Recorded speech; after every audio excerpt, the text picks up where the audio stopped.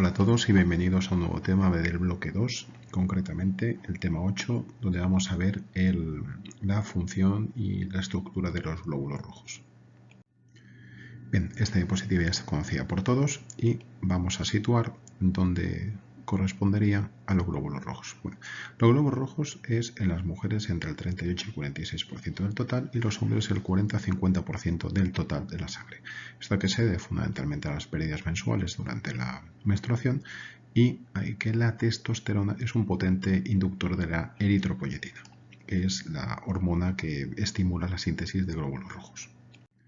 Bueno, el globo rojo, el hematí, es un disco bicóncavo entre 7 y 8 micrómetros y el sentido de esto es aumentar la superficie de fusión. Fijaos, para un volumen de 90 micrómetros, ¿vale? Una esfera tendría un área de 97 micrómetros cúbicos, ¿vale? Si nosotros achatamos esa misma esfera y la convertimos pues, en un disco bicóncavo, vamos a tener que para un mismo volumen un área muy superior, ¿vale? Fijaos como mismo volumen, insisto, área de superficie de intercambio mucho mayor.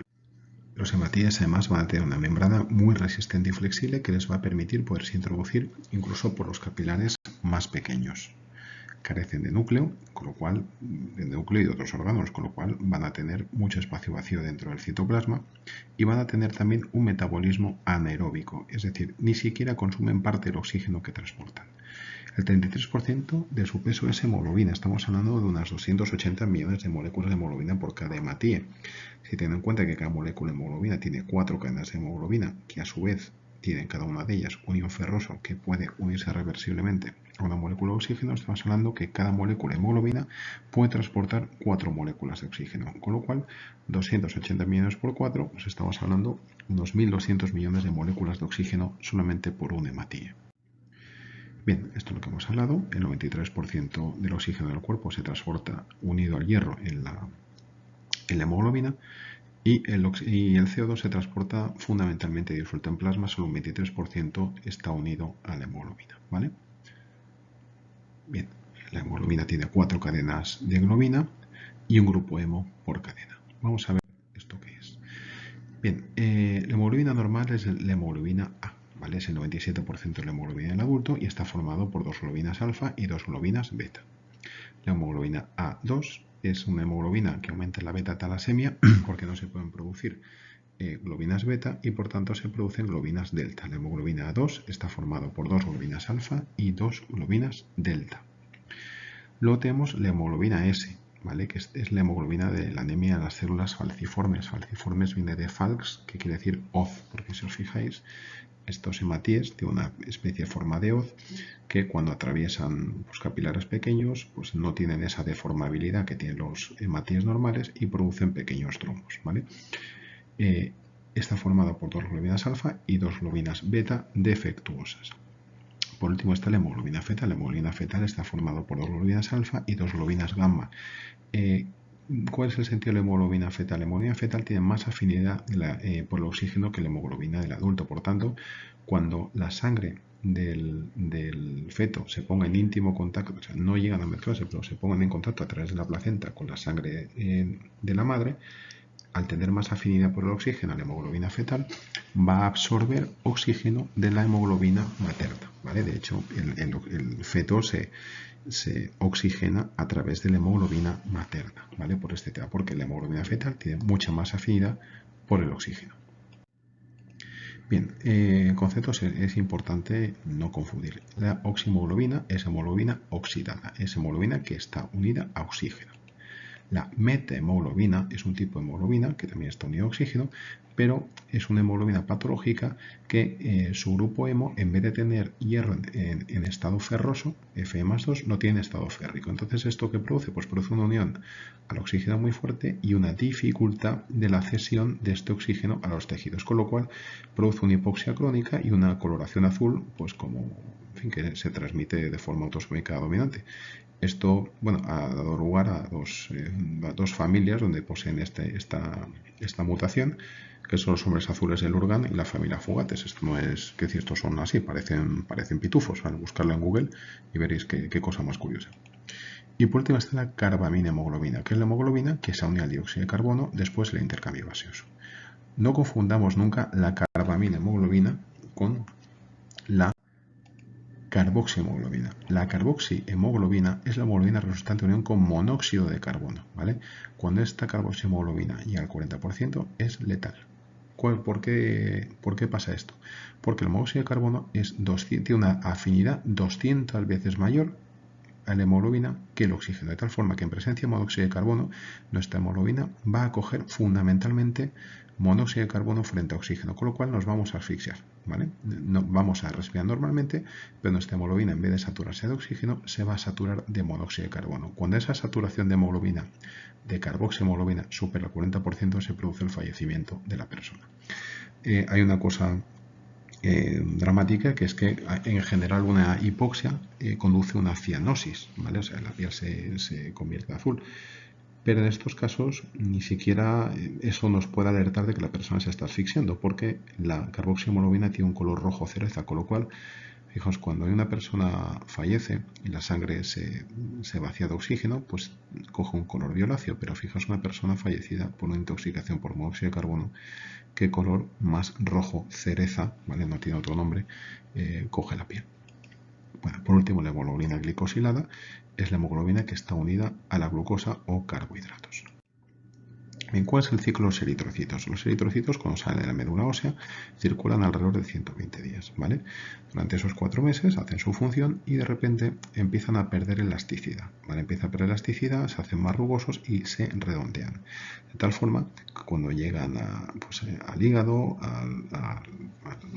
al bazo o la médula ósea, son atrapados por los sinusoides y son degradados por los glóbulos blancos. Los glóbulos blancos separan las globinas del grupo hemo y las globinas, pues bueno, se convierten en aminoácidos, finalmente pasan a la sangre para ser reutilizadas para síntesis de proteínas, y el grupo hemo se divide, por un lado, en biliverdina, que sigue en forma de bilirrubina, llega al hígado y de ahí se excreta con las heces, y el grupo hemo, unido a la transferrina, se obtiene un grupo férrico unido a la transferrina y se almacena en forma de ferritina en el hígado. Cuando hace falta formación de glóbulos rojos, este hierro es movilizado a la médula ósea y aquí se sintetizan junto con globinas, vitamina B12 y eritropoyetina, que son los principales inductores de la eritropoiesis, en unos glóbulos rojos normales y funcionantes. Bien, esto no hay que saberlo, esto para que sepáis un poquito el ciclo de los glóbulos rojos, ¿no? 6 días en médula ósea y 120 días en sangre. Bien, ¿cuál es el principal estímulo para la producción de la eritropoiesis? La hipoxia, ¿vale? La caída de oxígeno en sangre de forma crónica induce una importante producción de glóbulos rojos, ¿vale? Y por último, es muy necesario, sin esto no se pueden producir, la vitamina B12 y la B9, la cobalamina y el ácido fólico. Lo veremos más adelante cuando veamos absorción de nutrientes. Bueno, vamos a ver los grupos sanguíneos. Los grupos sanguíneos fueron descubiertos en el primer año del siglo pasado por este señor, ¿vale? Que describió los grupos A, B y 0. Un poquito más tarde, los discípulos suyos descubrieron el cuarto grupo, el grupo AB, y en los 40 se describió el RH. Bueno, ¿esto qué? Bueno, y esto de los grupos sanguíneos, ¿qué es? Bueno, vamos a ver. Hay 4 grupos sanguíneos. El grupo A tiene antígenos de superficie A. El grupo B tiene antígenos de superficie B. El grupo AB tiene antígenos de superficie A y B. Y el grupo 0 no tiene antígenos de superficie. ¿Vale? Esto entendido. ¿Qué pasa con las personas que tienen antígenos de superficie A? Pues que tienen anticuerpos anti-B. ¿Vale? ¿Por qué no tienen anti-A? Porque si hubieran anti-A, romperían sus propios glóbulos rojos. ¿Vale? Con lo cual, los del grupo A tienen antígenos anti-B.